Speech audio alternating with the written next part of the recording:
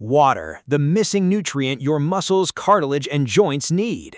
What if one of the simplest things you do every day could make a real difference to how your muscles perform, how your body handles exercise, and how your joints function? I'm talking about something that costs almost nothing: water. But here's the interesting part. Your body doesn't just need water because you're thirsty. Your muscles contain a huge amount of water. Your cartilage depends on water for its mechanical properties. Your joints depend on water-rich synovial fluid and specialized molecules for lubrication. And your spinal discs are also highly dependent on their water content. So today, we're going to answer a very important question. Are you actually drinking enough water to support your muscles, cartilage, joints, and overall health? And stay until the end, because I'll also explain how much fluid you generally need, when you should drink more, and one mistake people make when they try to hydrate themselves. 1. Your body is a water-dependent system. Water is not simply something that prevents thirst. It is one of the fundamental components of human physiology. According to the National Academies, water is essential for cellular homeostasis, biochemical reactions, transportation of nutrients, circulation, removal of waste, and regulation of body temperature.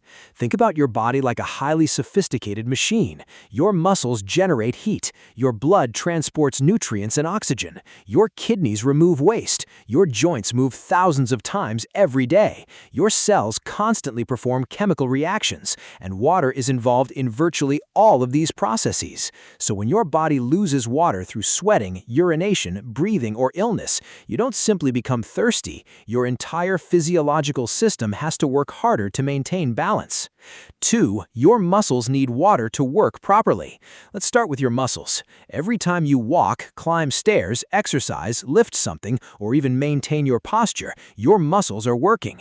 Muscle contraction depends on complex electrical and biochemical processes involving ions, such as sodium, potassium, and calcium, and adequate hydration helps maintain the fluid and electrolyte environment in which these processes occur.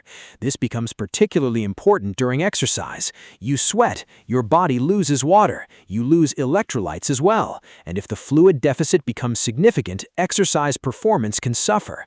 The American College of Sports Medicine recommends appropriate fluid replacement before, during, and after exercise, with individualized strategies because sweating rates vary considerably between people.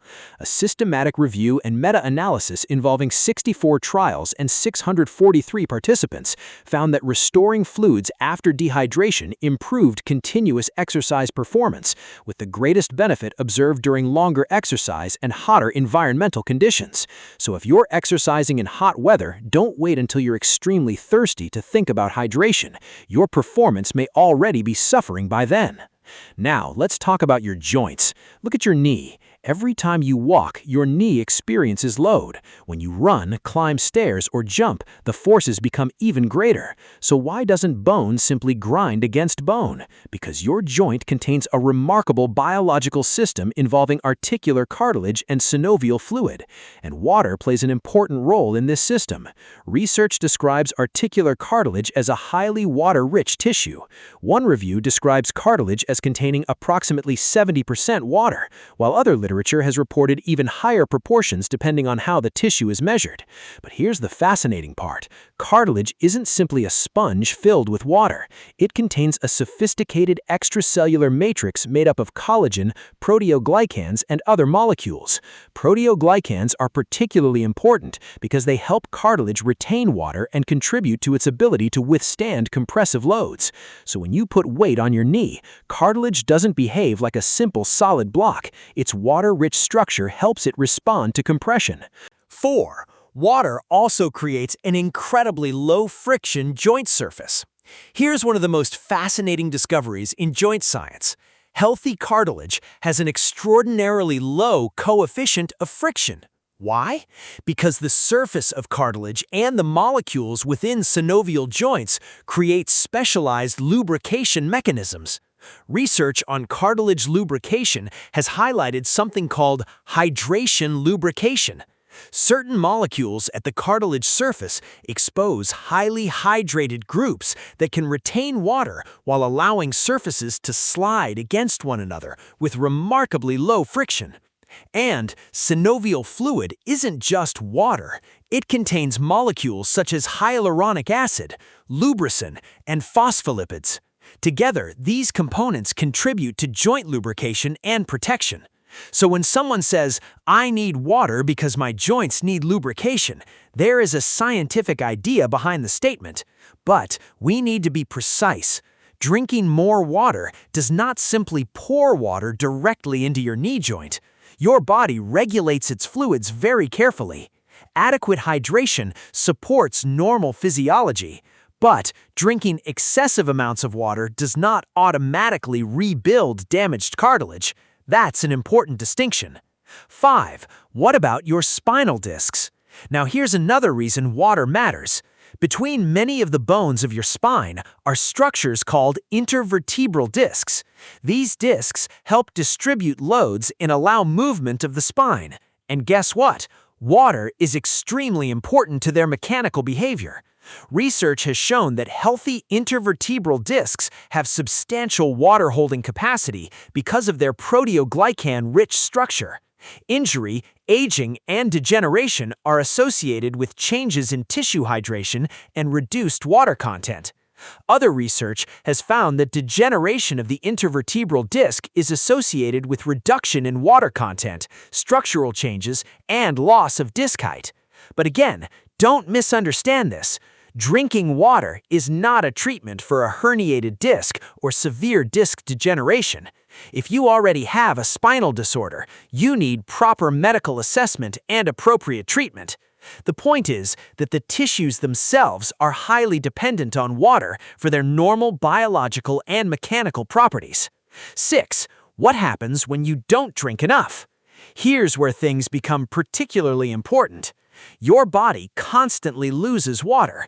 You lose it through urine, sweat, breathing, stool, and increased losses during heat and exercise. And in a hot climate, these losses can become much greater. This is especially important for people who work outdoors, exercise, play sports, or spend long periods in hot environments.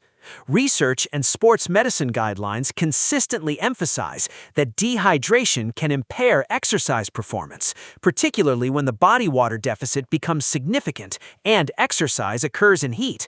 A meta-analysis of 33 studies involving 413 participants also found that dehydration was associated with small but significant impairments in cognitive performance, particularly attention, executive function, and motor coordination, although the literature is not completely consistent. So hydration isn't only about your muscles and joints, your brain cares about it too. 7.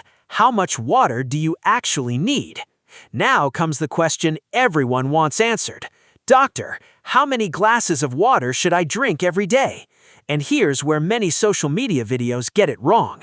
You may have heard, everyone must drink exactly 8 glasses. But human hydration doesn't work with one universal number.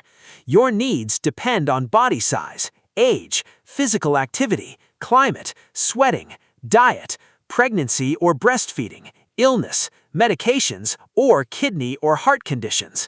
The National Academy's adequate intake for total water is approximately 3.7 liters per day for adult men and 2.7 liters per day for adult women. But here's the critical detail. That is total water, not simply the amount you should drink as plain water. It includes water from drinking water, other beverages, and food.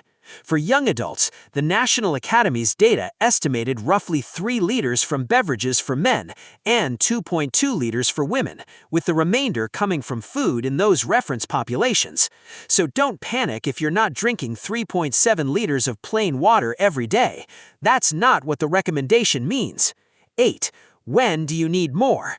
You need to pay particular attention to hydration when you're exercising, sweating heavily, working in hot weather, playing sports, experiencing fever or vomiting or diarrhea, or spending long periods outdoors. During exercise, fluid requirements vary greatly because people sweat at very different rates. That's why athletes shouldn't blindly copy someone else's water intake. Your hydration requirement is personal. For prolonged or intense exercise, electrolytes may also become important because you're losing sodium and other electrolytes through sweat. Sports medicine guidance recommends individualized fluid replacement rather than simply drinking as much water as possible. 9. Don't make this hydration mistake. Here's something very important. More water is not always better. Some people hear that water is healthy and start forcing enormous quantities of water into their bodies. That's not necessary. Excessive fluid intake during exercise can contribute to a dangerous condition called exercise-associated hyponatremia, where blood sodium becomes dangerously diluted. Sports medicine organizations therefore emphasize avoiding both dehydration and overhydration. The goal isn't drink as much water as possible. The goal is drink enough to maintain appropriate hydration for your individual needs. That's a much more scientifically accurate message. Can water cure arthritis or rebuild cartilage? Let's answer this honestly. No. If someone tells you drink 3 liters of water and your osteoarthritis will disappear, don't believe it. Osteoarthritis involves complex changes in cartilage, bone, synovial tissues, and joint mechanics. Water is essential to normal tissue physiology, but drinking more water alone has not been established as a cure for osteoarthritis or a way to regenerate severely damaged cartilage. Likewise, water cannot replace exercise therapy, weight management when appropriate, strength training, physical therapy, appropriate nutrition, medical treatment, or surgery when genuinely indicated. What water does is much simpler and still extremely important. It supports the environment in which your body has to perform all of these functions. The simple hydration strategy I want you to try. Instead of suddenly forcing huge amounts of water into your body, try something much simpler. Start your day with water. Keep a water bottle with you. Drink regularly throughout the day instead of waiting until you're extremely thirsty. Drink more when you're exercising or sweating heavily, and pay attention to your body's signals. Your urine color can also provide a rough practical clue about hydration, although it isn't a perfect medical test. And remember, water-rich foods also contribute to your total water intake. Fruits, vegetables, soups, and other foods contain substantial amounts of water. Your 30-second hydration check. So here's your challenge. Tomorrow morning, ask yourself, when was the last time I drank water? If the answer is, I don't remember, that's your first warning sign. Then ask, am I exercising? Am I sweating? Is the weather hot? Am I spending long hours outdoors? If the answer is yes, your fluid needs may be higher than on a cool, inactive day. Don't wait until your body is desperately asking for water. Build hydration into your routine. If you found this information useful, share this video with someone who complains about muscle fatigue, joint discomfort, or simply forgets to drink water, and subscribe to Dr. Aqil Shah for more evidence-based health, anatomy, physical therapy, and nutrition information. Stay active, stay hydrated, stay healthy.